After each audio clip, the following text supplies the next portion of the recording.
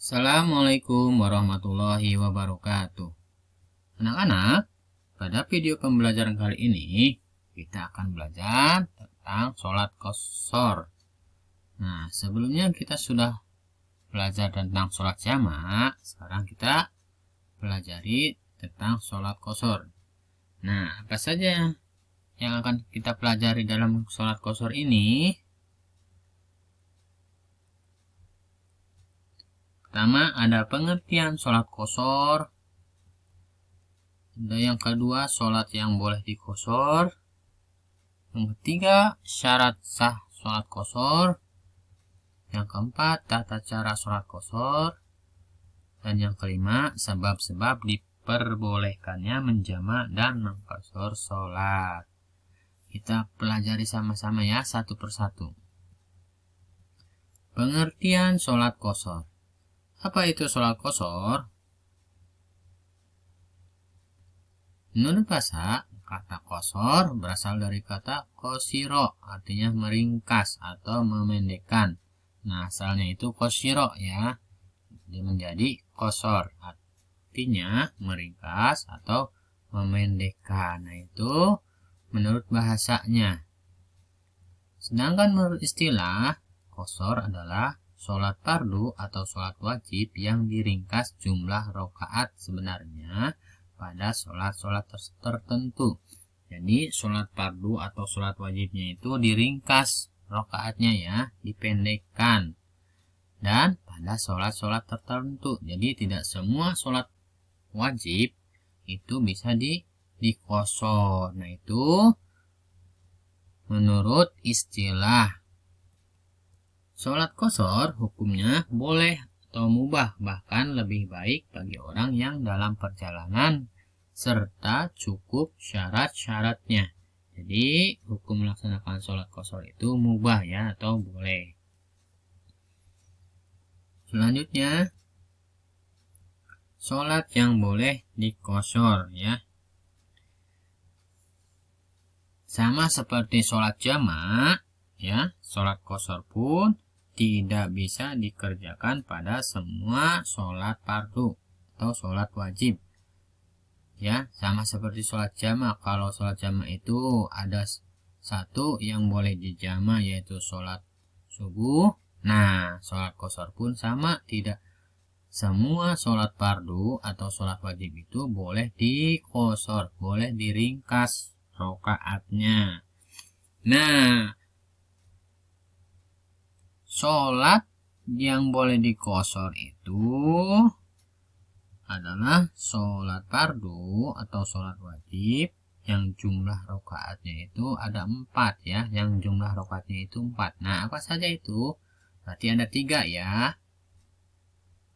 Sholat zuhur yang 4 rakaat, sholat asyar 4 rakaat, dan sholat isya yang 4 rakaat. Nah, semua 3 sholat wajib ini jumlahnya 4 rakaat ya. Nah, berarti boleh diqashar. Berarti sisanya berapa? 2 lagi sholat maghrib dan sholat subuh itu tidak bisa diqashar karena jumlah rakaatnya itu kurang dari 4. Kalau maghrib itu 3, kalau subuh 2. Berarti subuh dan maghrib tidak boleh diqashar ya. Nah, itu anak-anak sholat yang boleh diqashar. Selanjutnya ada syarat sah sholat qashar. Nah, apa saja syaratnya? 1. Perjalanan yang dilakukan minimal berjarak 3 parsah atau 80,64 km. Nah, jarak yang ditempuh dalam perjalanannya itu sekitar 80,64 km ya. Ya, seperti perjalanan dari kota Bandung ke kurang lebih ke kota Tasik ya. Nah, seperti itu. Yang kedua, perjalanan yang dilakukan bukan untuk maksiat. Nah, perjalanannya itu bukan untuk maksiat seperti berjudi, mau mabuk-mabukan, dan lain sebagainya. Pokoknya yang bukan maksiat ya. Oke. Yang ketiga, sholat yang dikosor harus sholat yang jumlah rakaatnya 4. Jadi syaratnya itu sholat yang dikosor itu harus yang 4 rakaat ya. Kalau maghrib tidak bisa, kalau subuh tidak bisa, berarti nanti tidak syah. Nah, yang keempat, berniat sholat kosor ketika takbiratul ihram. Jadi pas takbiratul ihram niatnya sholat kosor. Nah, nanti kita akan pelajari niatnya ya. Dan yang terakhir, yang kelima, tidak bermakmum kepada orang yang sholat biasa. Jadi kita tidak boleh bermakmum kepada orang yang sholat biasa, sholat fardu biasa ya. Berarti kita sendiri melaksanakan sholat kosornya. Selanjutnya ada tata cara sholat kosor. Nah, bagaimana cara kita melaksanakan sholat kosornya? Pertama, berniat mengkosor sholat. Nah, niatkan dulu. Niat, ucapkan niat dalam hati ketika mau melaksanakan sholat kosor. Bagaimana niatnya? Nah, ini niatnya ya. Usolli fardhu dhuhri atau fardhul ashri atau fardhul isya'i rakaataini qashron lillahi ta'ala. Kalau biasa kita melaksanakan sholat fardu zuhur atau asar atau isya arba'a raka'atin, begitu kan? Nah, sekarang diganti karena diringkas sholatnya, sholat fardunya atau sholat asarnya atau sholat isyanya menjadi 2 rakaat. Berarti bukan arba'a raka'atin lagi, tapi rakaataini qashron lillahi ta'ala.